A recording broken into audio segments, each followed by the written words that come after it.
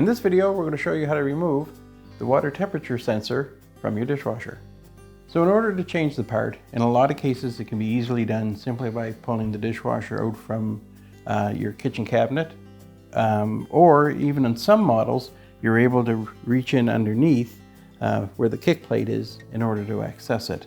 A little bit harder on this one because of the front that comes down a ways, but for demonstration purposes I'm going to put the dishwasher on its back so we can easily show you locations and how it actually comes out.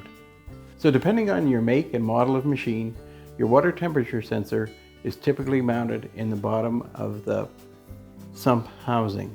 Now it may be more towards the front, towards the back, or to the side. On this model, it's located right here. And this one, it's very easy to take out. We just simply go to rotate it in a counterclockwise direction and pull straight out, and that allows us to remove it. And there's two wires that are attached to it, and we're just going to wiggle those connections off.